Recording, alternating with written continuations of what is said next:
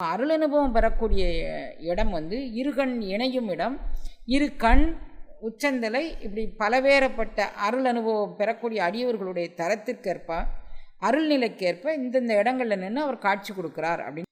நெற்றிக்கண்ணில் பெறக்கூடிய அருள் அனுபவத்தை காட்டி கண் முதல் நந்தி அந்த நெற்றிக்கண்ணில் பெறக்கூடிய அனுபவத்தை காட்டி களும்பு அறுத்தான். அது எனக்கு என்ன பண்ணுச்சு அப்படின்னா, அருள்நிலையில் எனக்கு ஒரு விழிப்பை தந்தது. புருவ மையத்தில் பெறக்கூடிய அனுபவம் எனக்கு நெற்றிக்கண்ணை புருவப்பூட்டை திறந்து காமிச்சது. நம்மளுடைய உடம்புல பலவிதமான முடிச்சுக்கள் உள்ளது. என்ன முடிச்சு அப்படின்னு கேட்டால் 72,000 நாடி நரம்புகளும் முடிக்கப்பட்டிருக்கு. அந்த முடிச்சுக்கள் அவிழ்ந்தால்தான் நம்மளால் பேரண்ட நாயகனோடு தொடர்பு கொள்ள முடியும், அவனை அடைய முடியும். அந்த முடிச்சுக்களை அவிழ்த்து நம்ம சீராக்குவதற்கு சில நேரத்தில் மிக கடினமான பயிற்சிகள் மூலமாக அந்த சுரப்பிகளை, மிக கடினமான பயிற்சிகள் அது மாதிரி செய்தால் நம்ம அதை செய்ய முடியும். ஆனால் மிக சுலபமாக நம்மளுடைய முடிச்சுக்கள் அவிழ்ப்பதற்கு இந்த முத்திரைகள் பயன்படுது. அந்த முத்திரைகளை நாம் ஒரு நாளைக்கு 3 முத்திரை வீதம் கட்டாயம் 24 நிமிஷம் நீங்கள் செய்தால் தான் செய்யணும். காலை மாலை 2 வேளை.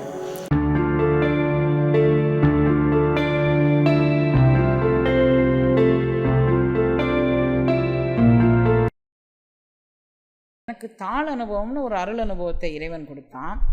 அந்த தாள் அனுபவம் எப்படி இருந்தது? அகண்ட பிரபஞ்சத்தோடு ஒரு எல்லையில் அதுக்கு நிர்ணயமே காண முடியாது. அவர் எப்படிப்பட்டவர்னு முதலே சொல்லிட்டாரு.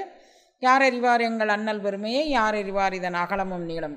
அகல நீளம் காண முடியாத பரஞ்சோதி பரம்பொருளுடைய தன்மையை எனக்குள்ளே செலுத்துவதற்கு இறைவன் எனக்கு கருணை பண்ணனான். எப்படி கருணை பண்ணான்? விண்ணின்று சூழ்ந்து வினைக்கு ஈடாய். இந்த மெய் வந்து எதையை அடிப்படையாக கொண்டு வந்தது? நாம் போன பிறவியில் செஞ்ச லாபம் நஷ்டம் இன்பம் துன்பம் இவைகளை ஆதாரமாக கொண்டு இந்த பிறவி வந்திருக்கு. அப்போ இந்த வினைக்கு ஈடாகிய இந்த மெய்யை கொண்டு இந்த வினை கடந்த ஒரு நிலைக்கு என்னை அழைத்து செல்வதற்காக வேண்டி பேரண்ட நாயகன் இங்கே வந்தான். விண்ணின்று இழிந்து அவன், அதாவது இதே கருத்தை மணிவாசக பெருந்தகையும் இந்த கருத்தை சொல்கிறாரு. வான் பழித்து இம்மண் புகுந்து மனிதரை ஆட்கொள்ள வந்த வள்ளல் அப்படின்னு சொல்கிறார்.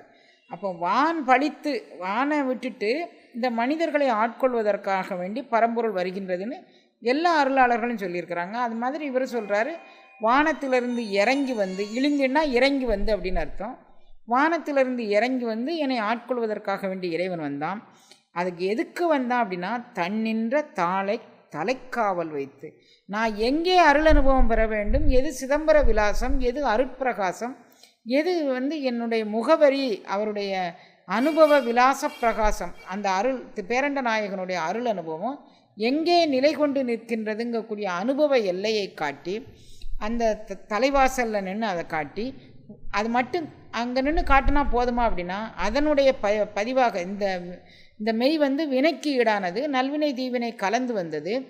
இந்த நல்வினை தீவினை கலந்து வந்த இந்த மெய்யை வினை அறுப்பதற்காக வேண்டி உள் நின்று உருக்கம்தான் நமக்கு ரொம்ப ஆதாரமாக தேவை. என்ன உருக்கணும்?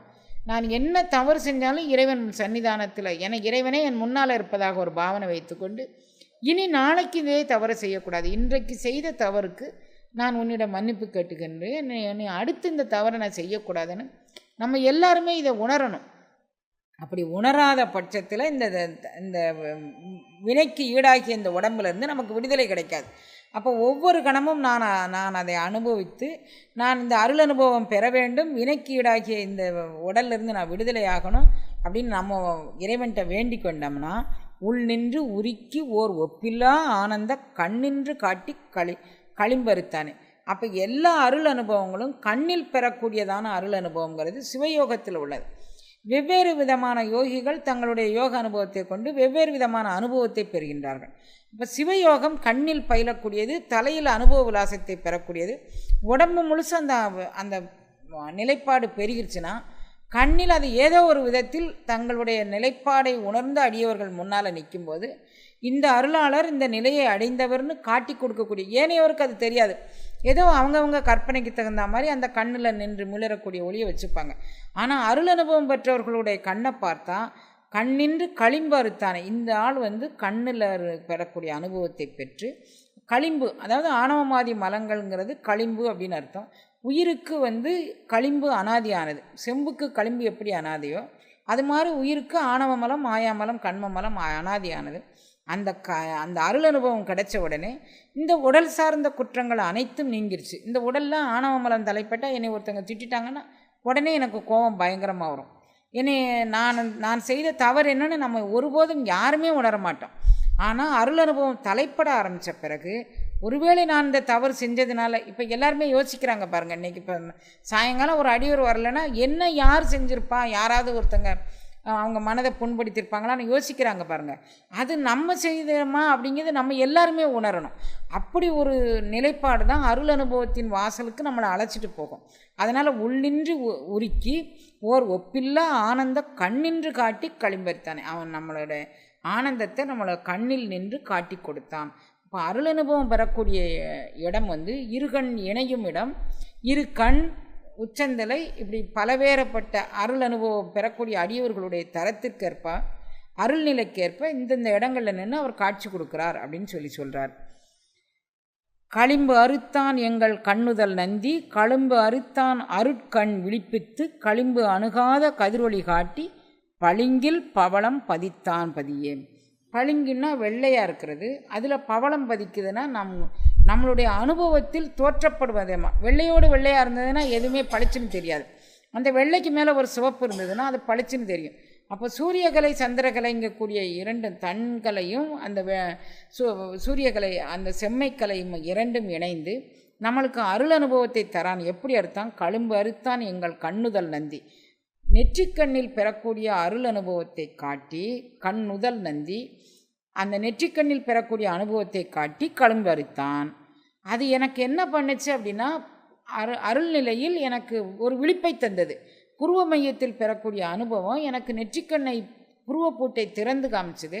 இந்த நெற்றிக்கண் புருவப்பூட்டு அப்படிங்கக்கூடிய தலைப்பிலேயே, புருவப்பூட்டுங்கக்கூடிய தலைப்பிலேயே பெருமானார் சில பாடல்கள் எழுதியிருக்கிறாங்க. அப்போ நான் இந்த அருள் அனுபவம் பெற்றதுனால எனக்கு புருவப்பூட்டு திறந்தது அப்படின்னு சொல்கிறாரு. அருட்கண் விழிப்பித்து களிம்பணியாத கதிரொளி காட்டி. நான் ஒரு தடவை புருவப்பூட்டை திறந்துட்டு நான் சாப்பிட்டுட்டு நான் தூங்கிட்டு நான் இனவிருத்தி பண்ணிவிட்டு நான் இன்னும் பேரம் பேசி இவங்ககிட்ட என்ன பொருள் வாங்கலாம், இவங்ககிட்ட என்ன பொருள் வாங்கலாம் அப்படின்னா, நான் சாப்பிட்டு தூங்கி இந்த அருள் நிலைப்பாட்டுக்கு வந்த பிறகும் கூட நான் ஒரு வியாபாரம் செய்கின்றேன் அப்படின்னு தான் அர்த்தம். நான் இது வியாபாரம் இல்லை. நான் இதை கொடுத்தா இதை தரேன். நான் உங்களுக்கு நெற்றிக்கண் புருவப்பூட்டை திறந்து வச்சா நான் உங்களுக்கு என்ன தரணும்னா, நான் 2.25 லட்ச ரூபா தரணும், 7.25 லட்ச ரூபா தரணும், அப்போ தான் நான் உங்களுக்கு புருவப்பூட்டை திறக்க முடியும் அப்படின்னு சொன்னோம்னா, இது அருள் நிலைப்பாட்டுக்கான காரியம் இல்லை. இது பொருள் நிலைப்பாட்டிற்கான காரண காரியம். இதனால் பெறக்கூடிய அருள் அனுபவங்களும் நிலைத்து நிற்க போகிறதில்ல. அப்போ நெற்றிக்கண் புருவப்பூட்டை திறந்து விடுற அருளாளர்களுடைய தகுதியை பொறுத்து, திறந்து கொள்ளக்கூடிய அருட்குருவனுடைய தகுதியை பொறுத்து அந்த சீடனும் அந்த நிலைப்பாட்டை உணர வேண்டும். அதிலிருந்து அவனுடைய பயிற்சியும் முயற்சியும் துவங்க வேண்டும். சரி, எனக்கு நெற்றிக்கண் புருவப்பட்டு எங்கள் குருநாதர் திறந்துட்டார், நான் வழக்கம் போல் சாப்பிட்டு வழக்கம் போல் தூங்கி வழக்கம் போல் புறப்பம்பு பேசி வழக்கம் போல் நான் என்னுடைய நிலைப்பாடை, என்னுடைய யானை எனதை நான் போற்றி பாதுகாத்து கொண்டிருந்தோன்னா, அது யான் எனதுங்கிறதை இங்கே முளைக்கக்கூடாது அப்படிங்கிறதுக்கு இந்த பாடல்களை சொல்கிறாங்க. நான் என்னுடைய யான் எனதுங்கிறதை நான் பொத்தி பாதுகாத்துட்டு வந்தோம்னா, அந்த யான் இருக்கிற இடத்துல இந்த அருளொளி பாயாது. அது பச்சை திரை, கருப்பு திரை, நீலத்திரை அப்படிங்கக்கூடிய திரைகளால் அது மறைத்து கொள்ளப்பட வந்த நான் எனதுங்க. எங்கோ ஒரு தவறு நடந்திருக்கு, நமக்கு ஏதாவது ஒரு மன வருத்தம் இருந்ததுன்னா எங்கோ ஒரு தவறு நடந்திருக்கு. அப்போ அதை தூக்கியும் சுமக்கக்கூடாது. இறைவன் சன்னிதானத்தில் போய் எந்த தவறு எங்கே நடந்துச்சுன்னு எனக்கு தெரியலப்பா, ஆனால் இனி நாளைக்கு இந்த தவறு நடந்து எனக்கு ஒரு மனவேதனை வரக்கூடாது. என்னுடைய மனவேதனையை நீ நீக்கி தரணும்னா நான் தவறு செய்யாமல் இருக்கணும். என்னுடைய மனச்சாட்சிப்படி நான் செம்மையான வாழ்வு வாழணும். அதுக்கு நீ எனக்கு கருணை பண்ணு. இன்னும் மேலால் பெறக்கூடிய புருவ மையத்தில் மட்டும் பெறக்கூடிய அனுபவம் இல்லை, அதற்கு மேல் பரவலி அனுபவம், அதனுடைய உச்சி எல்லைக்கு அதனுடைய அட்மோஸ்ட், இதுக்கு பிறகு நம்ம அடைய வேண்டிய ஒரு நிலை இல்லை, அடைய வேண்டிய அனுபவம் இல்லைங்கக்கூடிய நிலைப்பாடு வரைக்கும் நான் போகணும். அதுக்கு எனக்கு இந்த புருவப்பூட்டை திறந்தால் மட்டும் போதாது, இதற்கு மேல்னு நான் ஆழம் காண முடியாத ஆழத்திற்குள் நான் போக வேண்டும். அதுக்கு நீ எனக்கு அருள் செய் அப்படின்னு வேண்டாரு. களிம்பு அணுகாத கதிரொளி காட்டி. அப்போ அந்த நிலைப்பாடு நம்ம வரணும்னா கதிர் ஒளி, அதாவது சூரியகலையும் சந்திரகலையும் இணைந்து சுழுமுனை வழியாக பயணித்து உச்சந்தலைக்கு மேலே போய் அதில் 7 நிலைப்பாடாக வெளி அனுபவம் இருக்குது. அந்த வெளி அனுபவத்தை கடந்து சதாசிவ மண்டலத்துக்கு போய் அதற்கு மேல் பெறக்கூடிய ஒளி வெள்ளத்தில் உள்ள கிரணங்கள் எனக்கு உச்சந்தலை வழியாக உள்ளே பாய்ந்து அந்த என்னுடைய உடம்பு முழுவதும் பொங்கித்தது மனம். ஏதோ அது தொட்டு விட்டு திரும்ப மறைந்து விடுவதற்கு ஏது உண்டு. அதனால தான் அருளாளர்கள் எனக்கு நீ காட்டினாய், இந்த இடத்துல நீ எனக்கு காமிச்சு கொடுத்த, அதுக்கப்புறம் நீ என்னை மறந்துட்ட. அப்போ பிரிவுற்ற அருள் தான் நான் பெற்றிருக்கேனே தவிர பிரிவற்ற அருள் நான் பெறலை. அதனால் பிரிவுறான் எனது இன்னருளை காட்டி அப்படிங்கிறாங்க. அப்போ நான் நிரந்தரமாக அந்த அருள் அனுபவத்தோடு நான் தொடர்பு வச்சுக்கணும். தொடர்பு எல்லைக்கு அப்பால் நான் போயிட்டேன்னு சொன்னால் எனக்கு மாயை பற்றிக்கும். அதனால் நான் என்னை உனது தொடர்பு எல்லைக்குள் வைத்து கொண்டு இந்த களிம்பு அறுத்ததோடு நின்று விடாமல் அருள் ஒளி காட்டி எனக்கு அந்த ஒளி அனுபவத்தை காட்டி பளிங்கில் பவளம் பதித்தான் பதியே. அந்த பதி தலைவன், பதின்னா இன்னொரு இடம் இருப்பிடம். பளிங்கில் பவளம், பளிங்குன்னா வெள்ளையும் பவளம்னா சிவப்புமாக சிவசக்தி சொரூபமாக சூரிய சந்திர கலைகள் இணையும் இடத்தில் பெறக்கூடிய அருள் அனுபவமாக சுழுமுனை கடந்து பெறக்கூடிய அருள் அனுபவமாக எனக்குள் அந்த நிலைப்பாட்டை காட்டி அருள்னா அருளொளியும் பதித்தான் அப்படிங்கிறார்.